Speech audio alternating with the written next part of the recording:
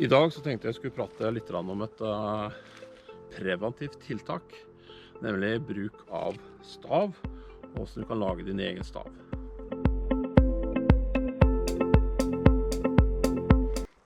I butikken i dag så får du kjøpt fine vandringsstaver. Her er da en sånn teleskopisk modell som du da stiller inn høgda på, liksom det her.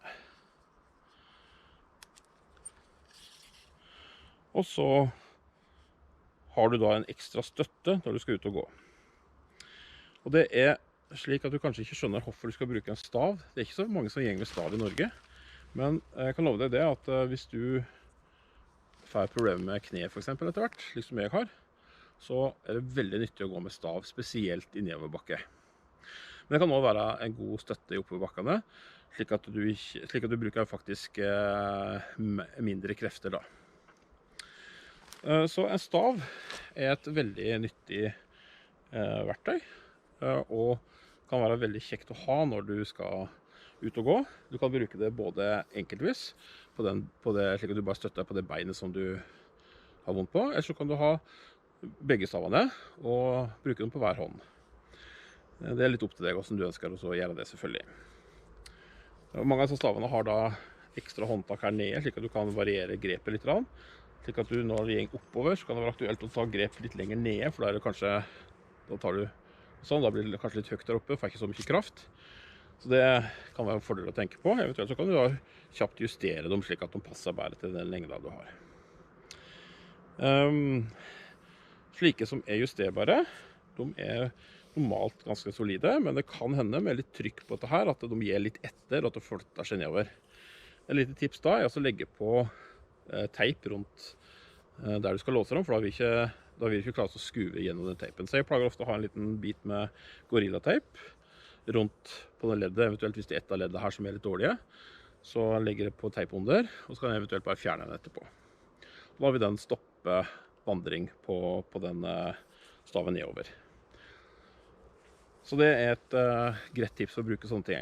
Men kanskje du synes det er litt moro å lage din egne utstyr og egne ting. Og selv så laget jeg min egen stav, turstav, for noen år siden, da jeg begynte å få litt ekstra vondt i kneet. Og den ser slik ut. Da stakk jeg på Felleskjøpet og fant det mest solide skaftet de hadde der til redskap.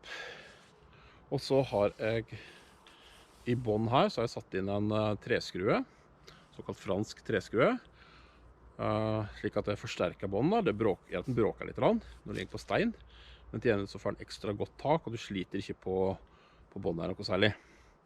Så er det da spikket i tillegg inntil her, slik at den ikke er noe som stikker ut, som da kan gjøre at du får en ekstra slitasje på treet her.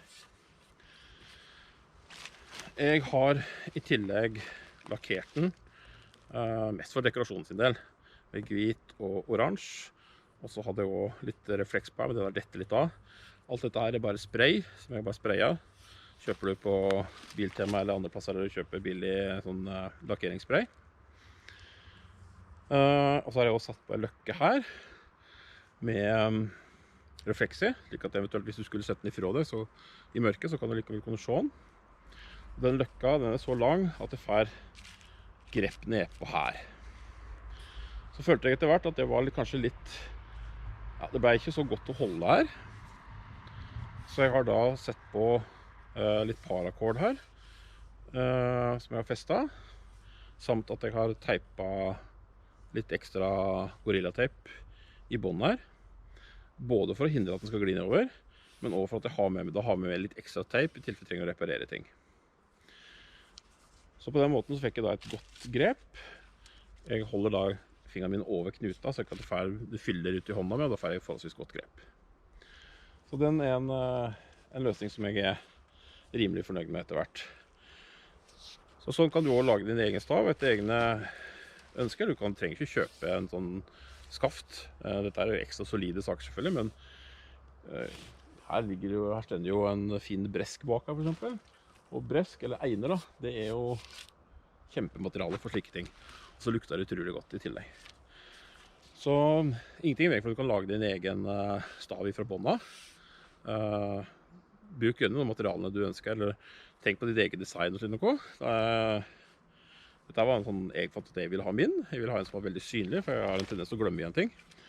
Så jeg tenkte jeg vil ha noe som er synlig, så har jeg i tillegg da satt på navnet mitt her, så at jeg, hvis noen skulle finne, så vet noen kunne hørt det.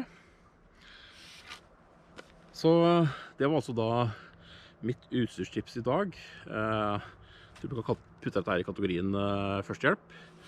Den har en preventiv funksjon, hindrer at du skader beinet ditt, med å gi støtte, og den i tillegg så kan det være en, er det for eksempel glatt og sånt noe, så har du da på en måte 3 bein å gå på, så det er veldig greit. Så jeg vil anbefale det sånn her.